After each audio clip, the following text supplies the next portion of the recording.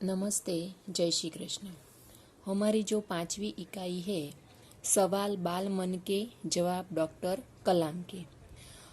Doctor कलाम का पूरा नाम है डॉक्टर अब्दुल पाकीर जैन लाबिन अब्दुल कलाम।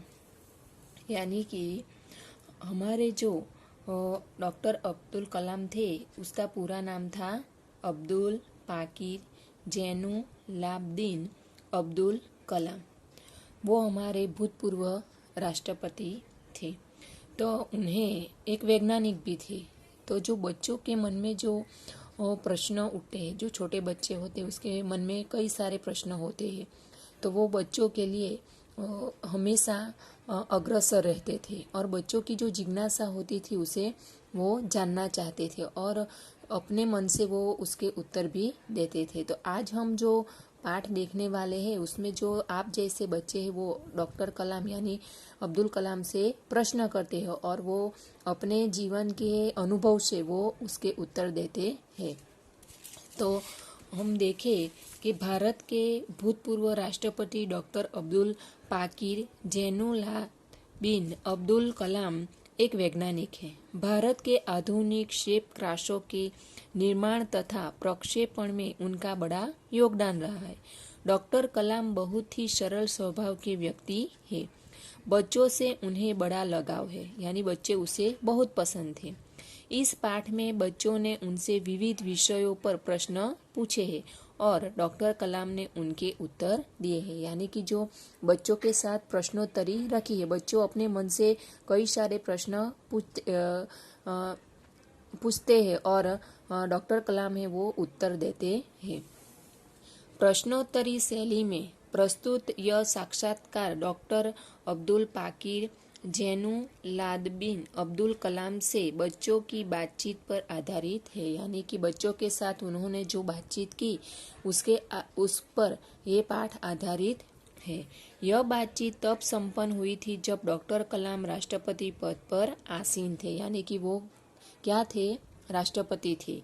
वे बच्चों की जिज्ञासाओं का तुरंत उत्तर देने के लिए सदैव तत्पर रहते हैं। यानी कि बच्चों की जो जिज्ञासा होती है उसके लिए वो उत्तर देने के लिए हमेशा सदैव तत्पर रहते हैं। तो आज हम जो पाठ देखने वाले हैं, जो ये आप अपनी पुस्तक में भी देख सकते हैं। यहाँ आप जैसे बच्चे बैठे हैं और ये जो है डॉक्टर कलाम है और ये जो बच्चे हैं वो अपने मन से यानी कि अपनी जो जिज्ञासा है उसी तरह प्रश्न पूछते हैं और ये डॉक्टर कलाम अपनी तरह से वो उत्तर देते हैं। जो अपने जीवन के जो अनुभव होते हैं उसी तरह वो उत्तर देते हैं। तो आज हम ये पाठ देखेंगे।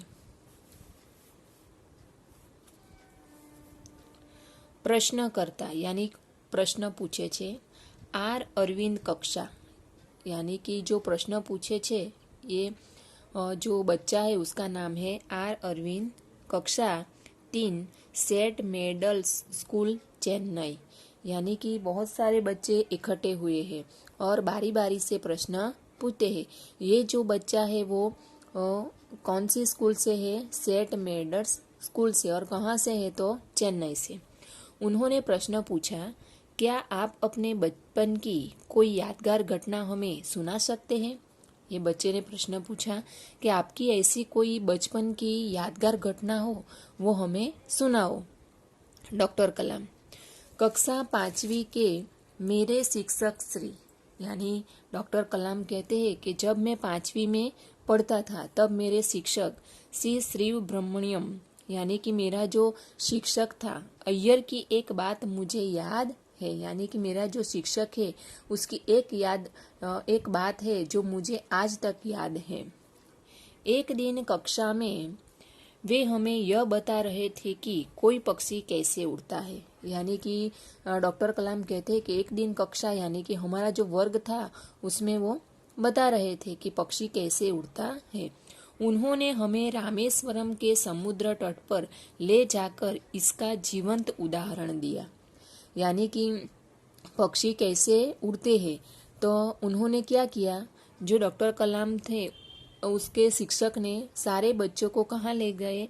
रामेश्वर के समुद्र तट पर ले जाते हैं और वहाँ जाकर जो पक्षियाँ उड़ते हैं यानी कि जीवंत उदाहरण दिया।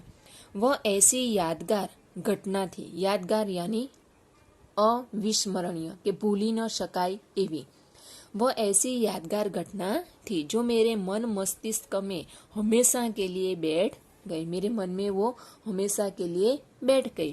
इसी से मुझे आगे विज्ञान पढ़ने की प्रेरणा मिली, कि इसी से मुझे आगे विज्ञान में कुछ न कुछ पढ़ने की प्रेरणा मिली।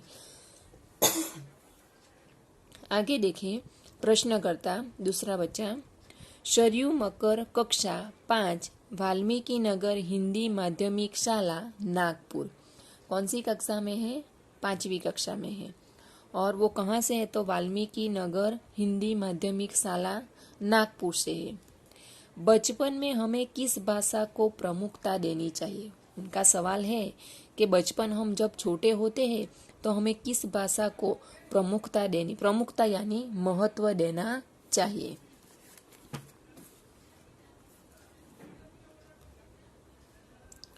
डॉक्टर कलाम, मैंने स्वयं, डॉक्टर कलाम उत्तर देते हैं, मैंने स्वयं माध्यमिक शिक्षा तक की पढ़ाई अपनी मातृभाषा के माध्यम से पूरी की है। डॉक्टर कलाम कहते हैं कि मैंने खुद जब मैं माध्यमिक शिक्षा तक पढ़ा तब तक मैंने अपनी मातृभाषा में ही ये पढ़ाई पूरी की। कॉलेज और उससे आगे की शिक्षा अंग्रेजी माध्यम की संस्थाओं में हुई। जब मैं कॉलेज में गया और उससे आगे जो अभ्यास किया वो कौन से माध्यम में? अंग्रेजी माध्यम में। मेरा मानना है कि हम कॉलेज में भी माध्यम के रूप में मातृभाषा का चुनाव कर सकते हैं, यानी कि हम चाहे तो कॉलेज में भी हमारी जो मातृभाषा है वो हम चुन सकते हैं और उससे भी आगे बढ़ सकते हैं, क्योंकि युवा अपनी मातृभाषा में ही सोचता है, यानी कि जो युवा हमारी जो सोच है वो हमारी मातृभाषा में ही होती है। उसी में अपनी बात सहजता से कहने में सक्षम होता है। सहजता यानी स्वाभाविक, जो हमारी भाषा होती है, जो हम बचपन से बोलते हैं वही भाषा हम आसानी से बोल सकते हैं। सक्षम यानी समर्थ होते हैं, पर इसमें कोई भी दो राय नहीं कि वैश्विक स्तर पर संपर्क के लिए हमें अंग्रेजी जैसी एक संपर्क भाषा की नितांत आवश्यकता है, अत्यंत, यानी कि हमें जो वैश्विक स्तर पर यानी कि विश्व के बारे में अभ्यास करना हो, विश्व की जानकारी, तो हमें अंग्रेजी भी आनी चाहिए। और नितांत यानी अत्यंत आवश्यक है, अंग्रेजी भी अत्यंत आवश्यक है, पर हमारा जो अभ्यास है वो कौन सी भाषा में होना चाहिए? मातृभाषा में। साथ ही हमें अंग्रेजी भी आना चाहिए। आगे देखिए प्रश्नकर्ता, अर्श पटेल कक्षा 5 चंदूलाल विद्या मंदिर मुंबई। ये जो अर्श पटेल है वो कौन सी कक्षा का है? 5वीं कक्षा का। चंदूलाल विद्या मंदिर मुंबई से है। उनका सवाल है, यदि हम आपकी तरह बनना चाहे तो हमें क्या करना चाहिए? वो क्या सवाल करते हैं कि हमें, यानी कि हम लोग आपकी तरह बनना, राष्ट्रपति वैज्ञानिक बनना चाहे तो हमें क्या करना चाहिए? डॉक्टर कलाम, जब आप युवावस्था में कदम रखें तभी आपको जीवन में लक्ष्य निर्धारित कर लेना होगा। यानी कि जब हम युवा बनते हैं तभी हमें अपने जीवन का लक्ष्य यानी हमें जीवन में क्या बनना है वो निर्धारित कर लेना चाहिए। हमेशा कुछ बड़ा सोचो, हमेशा हमें क्या सोचना है? कुछ बड़ा करने की सोच रखनी है। जैसे यह अनुभूति हो कि आप आखिर बनना क्या चाहते हैं, हमें बार बार ये सोचना होता है।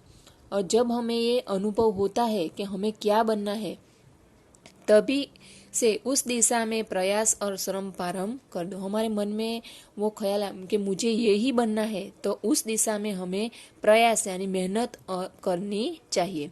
कहने का अर्थ है कि जी तोड़ मेहनत करो। जो हमें बनने का मन होता है उसे पाने के लिए हमें जी तोड़ मेहनत करनी चाहिए। जो जो आप आगे की ओर बढ़ोगे आपका सामना बाधाओं तथा कठिनाइयों से होगा, कि जब जब हम आगे बढ़ेंगे तब तब हमारा जो लक्ष्य है उसमें कई सारी बाधाएं आएंगी, कठिनाइयां आएंगी, उसे हमें पार करना होगा। आपको अपने अंदर दृढ़ साहस पैदा करना होगा कि मैं ये कर सकता हूँ, ऐसा मुझे साहस, आत्मविश्वास पैदा करना। समस्याओं को पराजित करने में महारत यानी कि योग्यता हासिल करनी होगी, तभी जीवन में सफल हो पाओगे।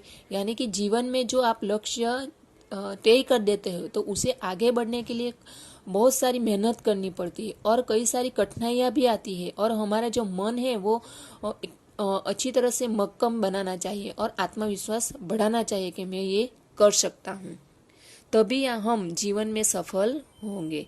पहले यह जरूरी है कि आप निरंतर ज्ञान वर्जित करो। यानी कि सबसे पहले हमें क्या करना है कि निरंतर हर दिन हमें ज्ञान को प्राप्त करना चाहिए, नया नया ज्ञान प्राप्त करना चाहिए। आज हम यहाँ तक देखेंगे, अगले वीडियो में आगे। अस्तु।